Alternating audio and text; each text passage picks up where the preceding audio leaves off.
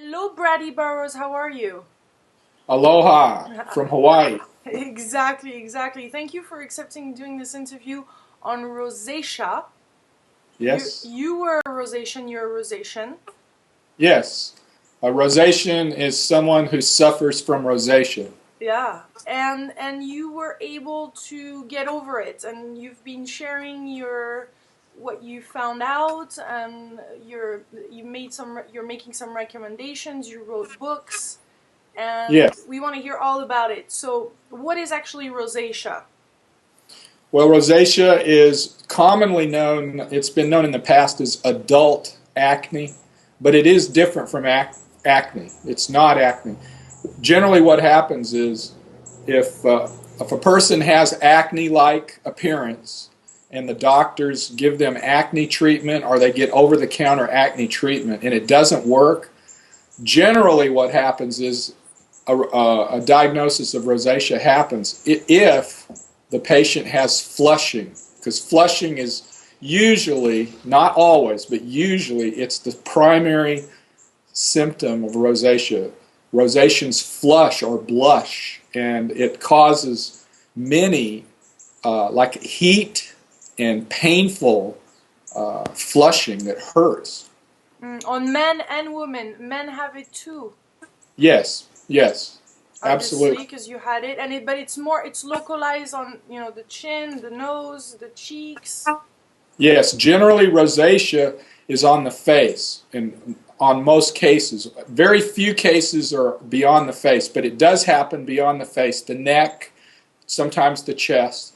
But generally, rosacea is primarily in the facial area.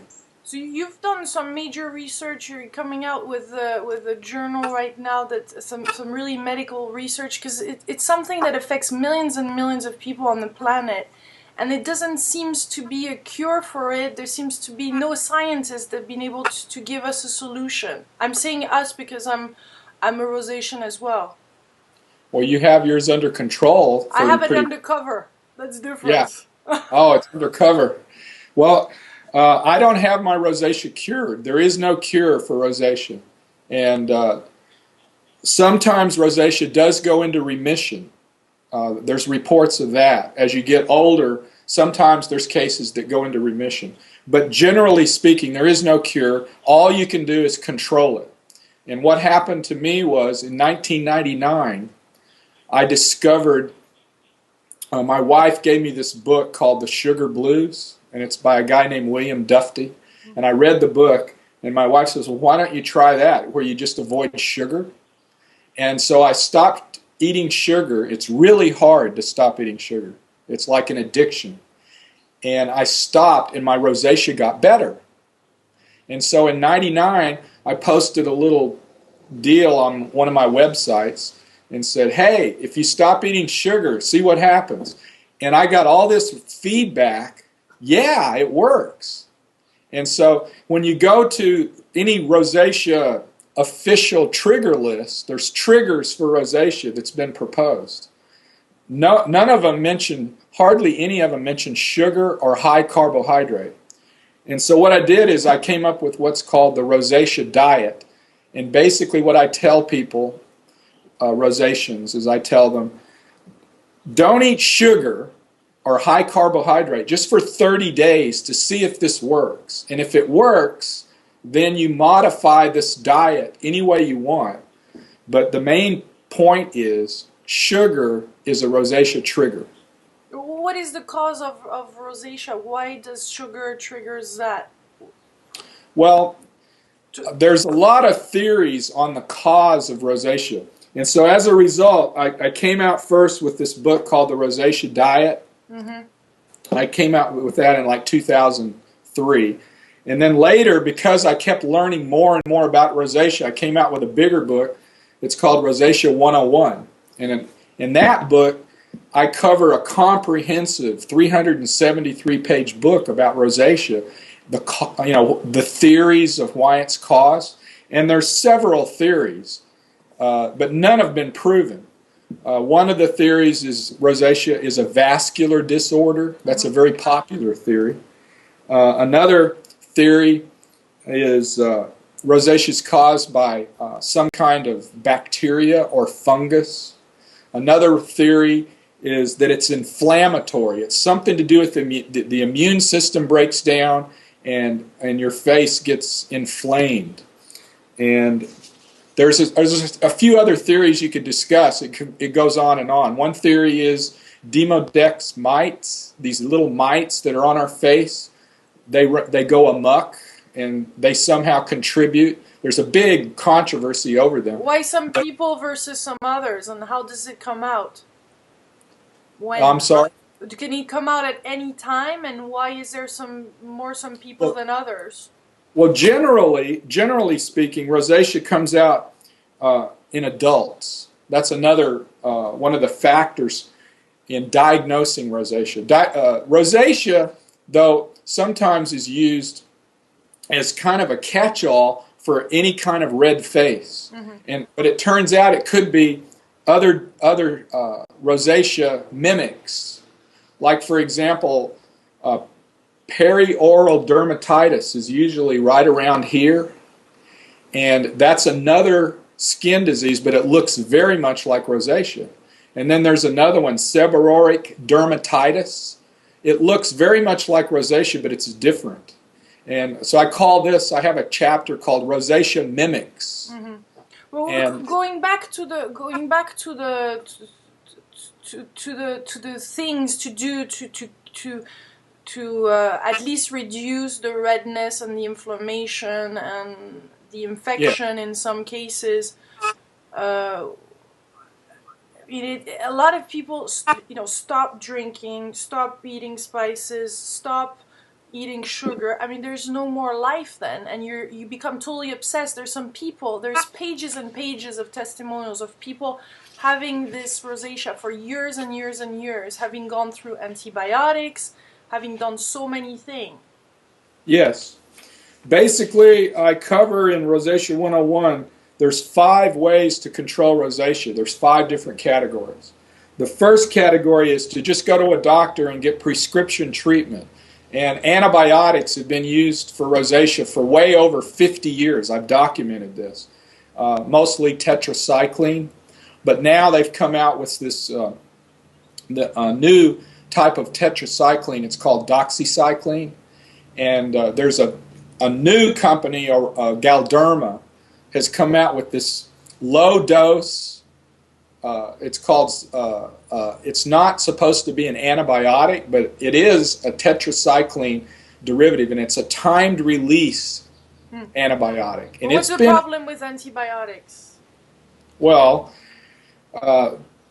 if you take antibiotics for a long term, there's a lot of side effects. You can get antibiotic resistance, which is a real problem, and which can turn into candida. There's all kinds of other side effects. The enamel on your teeth wear out. You become totally sun sensitive because your skin gets very... That's a problem in Hawaii. Yeah, right. And so antibiotics, some rosaceans, they don't want to do that. And so they choose other alternatives. So that's one treatment. But there's a whole host of topicals like Metrogel and metronidazole and all kinds of prescription treatments. And doctors do get this under control. But you may have to go back several visits before a doctor can really get a handle on what your problem is.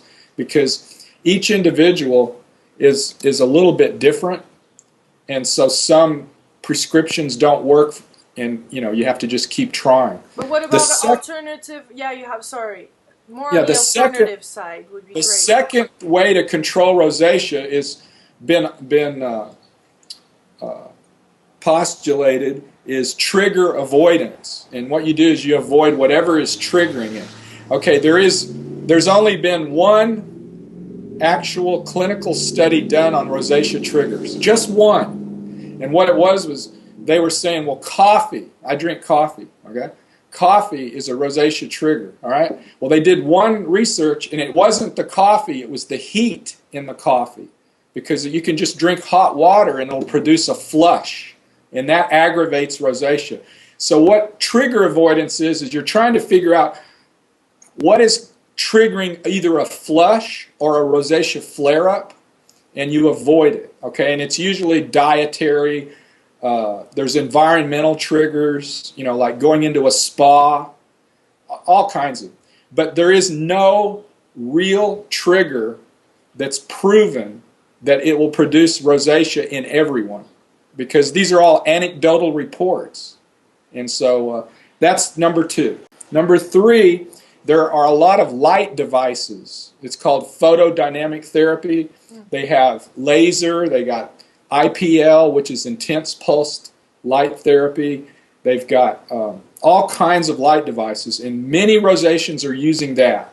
And it does work, but the drawback is all of them have to go back again. And it's very expensive, and your face will clear up, and then in a year from now, you're going to have to go back and do it again. And then the 4th area is secondary treatments, like sometimes surgery and some really, that's like drastic prescription treatments that are really scary, like steroids sometimes are advised, but those are for some very severe cases, like rhinophyma, which the nose gets all disfigured, because rosacea sometimes ends up on the nose. Oh, I have it on the nose too. Yeah, that's where it primarily, a lot of people have that problem. And W.C. Fields had rosacea, and he's the rosacea poster boy, because everybody thought it was the alcohol, but alcohol is on every rosacea trigger list, particularly beer and wine. And it does aggravate it, but it isn't the cause. No one really knows what it's caused by. Is there a typical, is there another trigger? Yeah, there's one more treatment, is the non-prescription over-the-counter treatments for redness and rosacea. And there are literally hundreds now. And I've got them all cataloged, and every time I learn of a new one, I add it. But everyone reports that, some of them work, some of them don't, because it's really, treatment is an individual thing, because everybody's so different.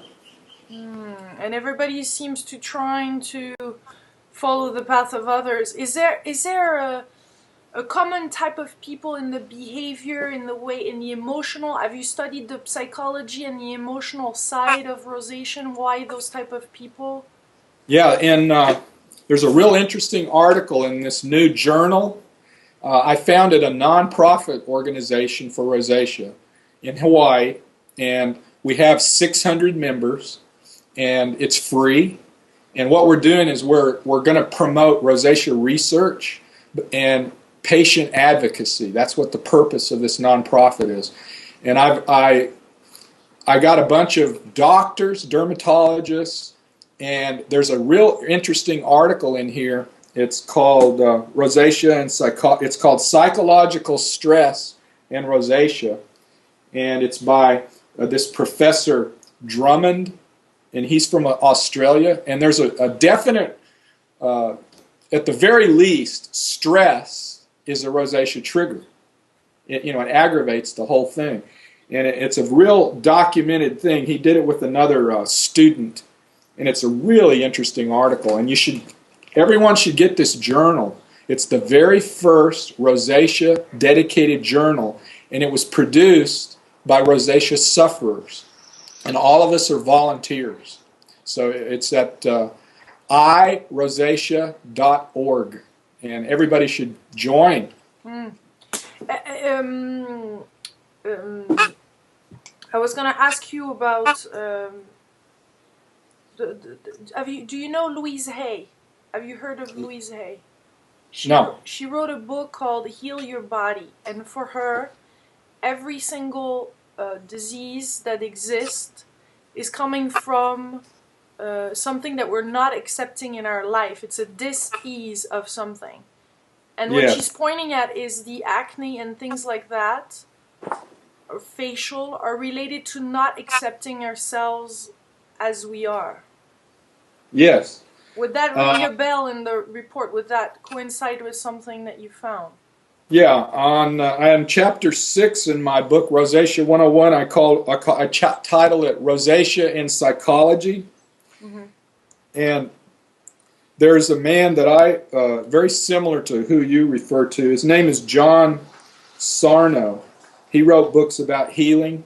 And the main thing that you need to do with this psychology is whoever you're getting your treatment from, he's got to be a skin emotion specialist. And what they're doing is they're finally telling the doctors, you need to really calm the rosacea patient, because whenever you have a problem in the face, it really tends to make rosaceans isolate themselves. They won't go out in public. They really have some issues, and then their family tells them, oh, get over it, it's okay, quit worrying about it. But what it does is it causes, and it's like a vicious cycle, and it makes your rosacea worse. Mm-hmm. So I cover that in the chapter. There is definitely, we need more research on rosacea and psychology, but it's never been proven that it's caused by that. I think it more or less it aggravates it. Mm-hmm. Is there some hope for people to really clear up their skin? Yes. Yeah, rosaceans can find out a way to control rosacea. That's why I wrote Rosacea 101. I prefer diet. I use diet, and then I use one topical that's made in China. It's called the Zhangzhou medical ointment. That's all I use. I use that. What do you mean by control? How does it? How worse is it? How better is it compared to where it was before? Do you still have like 10% of what it was, or 20%? What are we talking about here? Generally, what happens to me is if I go off my diet, let's say like over this weekend, I ate a bunch of sugary desserts. Okay, I'm going to pay for it right away. I get a little bump right here, and it's going to start spreading. So the way I control it is I get back on my diet. I drink lots of water, and I mostly eat high protein, and then I put on this Chinese topical, and it's controlled, but it certainly is not cured. And basically, that's the way all rosacea treatments are. You just basically control it. And I have a whole chapter about cosmetics, because it's really important to do something so you can get out and go to work and go to school and integrate with people, even though you have rosacea. And cosmetics are a very important thing.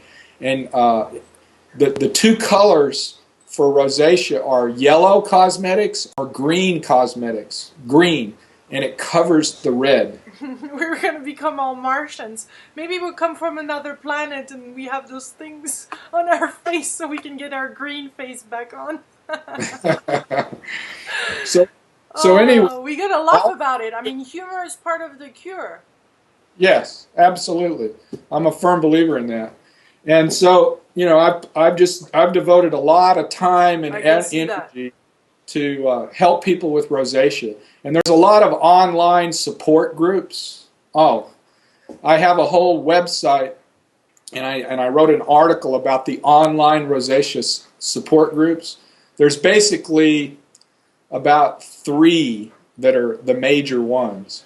And I've got them in my book. And really, I encourage everyone to join an online group, because when you talk to fellow rosaceans, you get ideas on what might work for you. Yeah, I haven't read your book, but it's mentioned that your first book got some criticism by some people, that didn't find it complete, and that people said it was like more or less like an Atkins diet, and only some correspondence of your emails. What do you respond to that, and how is your second book bringing it to a whole other level?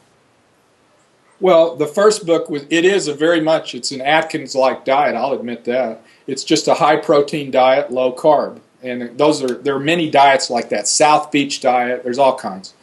And I respond that the difference between the rosacea diet and all the others is mine is 30 days.